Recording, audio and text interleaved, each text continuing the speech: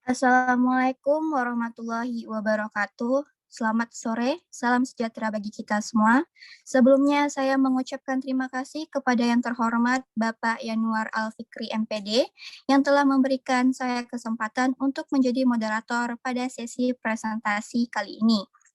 Tak kenal maka tak sayang. Saya Sagita Nuratika dengan NIM 2005111076. Dan pada hari ini saya berkesempatan menjadi moderator sekaligus pemateri.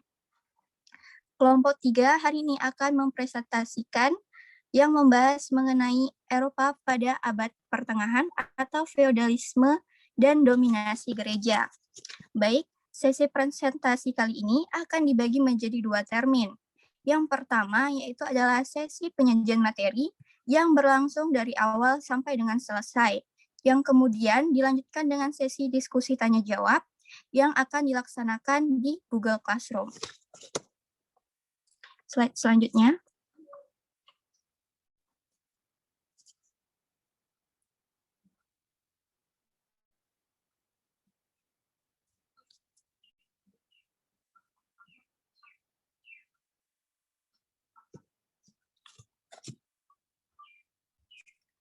Baiklah, selanjutnya adalah rumusan masalah yang akan dibahas pada presentasi hari ini, yaitu mengenai yang pertama, bagaimana kondisi Eropa pada abad pertengahan.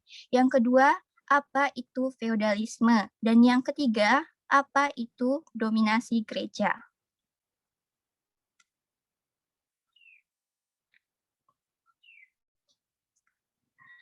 Pada bagian latar belakang akan dijelaskan oleh Saudara Sony Setiawan. Kepada Sony Setiawan dipersilakan. Terima kasih kepada moderator yang telah memperkenankan saya untuk menjelaskan latar belakang.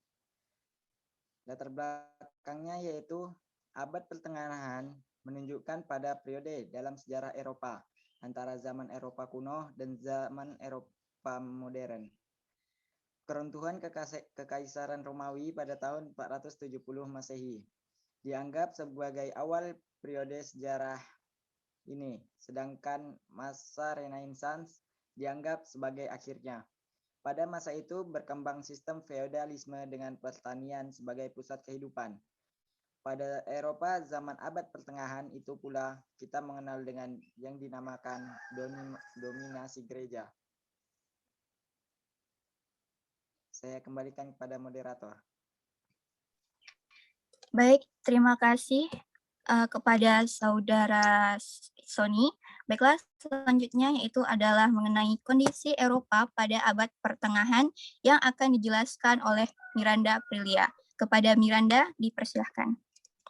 Baiklah, di sini saya akan membahas tentang kondisi Eropa pada abad pertengahan.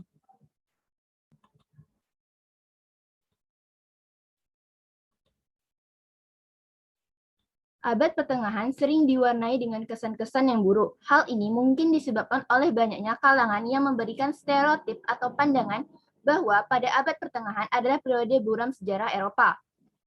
Suramnya kondisi Eropa pada abad pertengahan seringkali dituliskan dalam literatur dunia sebagai masa yang penuh dengan kebodohan, kecurigaan, perselisihan, hingga kematian.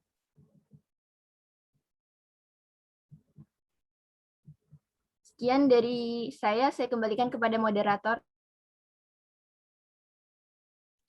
Baik, terima kasih kepada Saudari Miranda atas penjelasannya. Baiklah, materi selanjutnya akan dijelaskan oleh Cici Dinda Bella. Apa itu feodalisme? Kepada Cici, dipersilakan. Baiklah, saya akan menjelaskan mengenai apa itu feodalisme.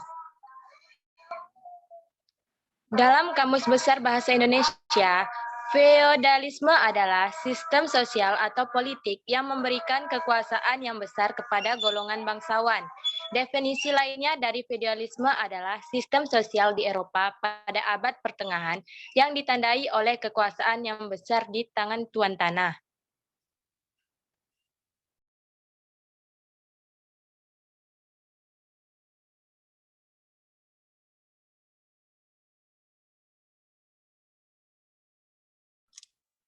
Baik, terima kasih kepada Cici atas penjelasannya. Kemudian yaitu adalah materi ketiga, apa itu dominasi gereja yang akan dijelaskan oleh saya sendiri.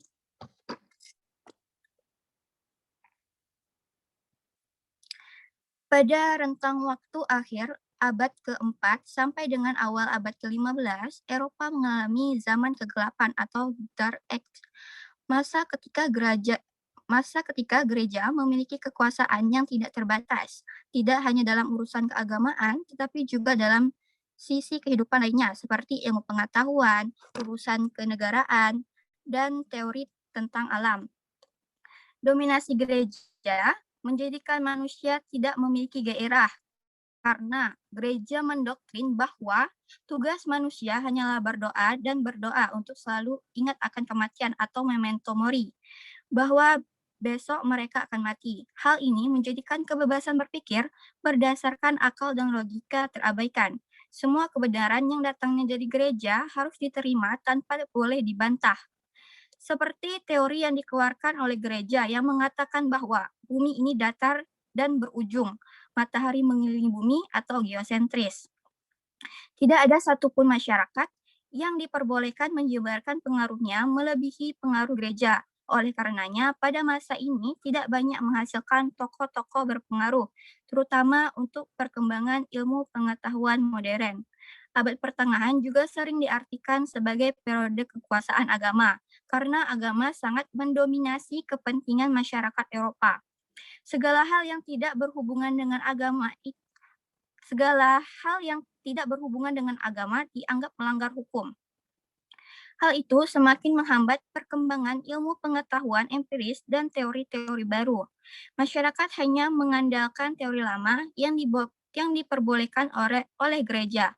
Bahkan tidak sedikit hasil-hasil pengetahuan yang dianggap sebagai sihir dan akan menyesatkan jiwa manusia oleh gereja. Pada masa itu, orang-orang Eropa tidak memiliki visi yang jelas untuk membangun peradaban mereka. Semua orang tanpa terkecuali dituntut untuk selalu berpegang pada dogma-dogma gereja. Dan terdapat larangan untuk bertanya mengenai berbagai hal jika pihak gereja tidak mampu untuk menjawab pertanyaan dari masyarakat. Maka orang yang bertanya akan dianggap sesat dan akan disingkirkan.